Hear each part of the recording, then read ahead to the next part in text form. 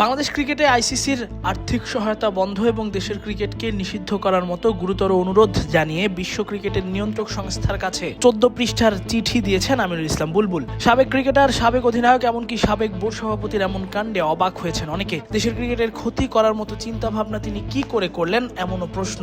চিঠির খবর বের হওয়ার পর এক ভিডিও বার্তায় আবার পুরো ব্যাপারটিকে অস্বীকারও করেছেন বুলবুল। এরপরই শুরু হয় সামাজিক যোগাযোগ মাধ্যমে এ ব্যাপারে অপপ্রচার। বুলবুলের সমর্থনে চিঠির সত্যতার ব্যাপারে অনেকেই জানতে চান। বিকেল নাগাদ সোশ্যাল মিডিয়ায় সেই চিঠির বিভিন্ন অংশও ভাইরাল হয়, যেখানে দেখা যায় বিসিবির জন্য আইসিসির ফান্ড ফ্রিজিং এর জন্য স্পষ্ট আবেদন করেছেন বুলবুল। চিঠির শেষে নামসহ তার সাইনও রয়েছে, আছে লয়ারের নাম ও স্বাক্ষরও।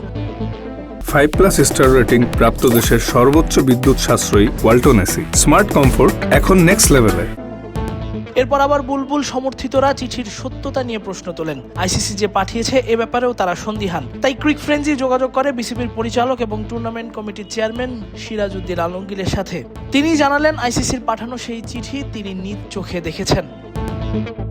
আসলে এটা যখন আমরা প্রথম জানতে পারি, আমি কনফিউজ ছিলাম যে আসলে এই চিঠিটা আদৌ কোনো ক্রিকেট সংশ্লিষ্ট বা বাংলাদেশ ক্রিকেটের সাথে সম্পৃক্ত কেউ পাঠাতে পারেন কিনা আমি নিজেই আসলে সন্দিহান ছিলাম।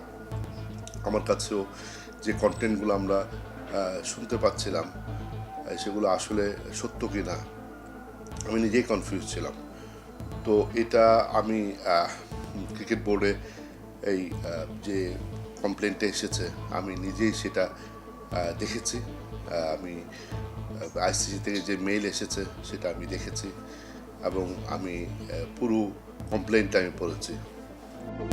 অভিযোগ করে আবার ভিডিও বার্তায় সেটাকে অস্বীকার করায় বুলবুলের এমন কাণ্ডকে বিসিবির এই পরিচালক বুলবুলের মানসিক অবস্থা সম্পর্কে সন্দিহান প্রকাশ করেছেন। অভিযোগ করে আবার ভিডিও বার্তায় সেটাকে অস্বীকার করায় বুলবুলের মানসিক অবস্থা সম্পর্কে সন্দিহান প্রকাশ করেছেন এই পরিচালক। এমন কাজ করে সেটাকে অস্বীকার করার কোনো সুযোগ নেই বলেও জানান তিনি। এটা দ্বিচারিতা না, আসলে এটা এটা মানসিক একটা আমার মনে ব্যাধি বলা যায়। আমার মনে হয় যে বুলবুল ভাই এবং তার সাথে যারা এই কাজগুলো করছেন তারা মানসিকভাবে সুস্থ আছেন কিনা আমি যথেষ্ট সন্দিহান।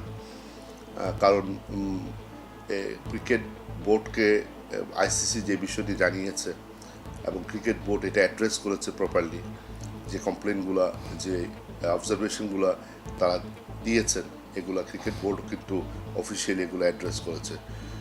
সুতরাং এটার আসলে কোনো ভাষা নাই যে এটা অস্বীকার করা বা এটা নিজেকে ডিফেন্ড করার মতো।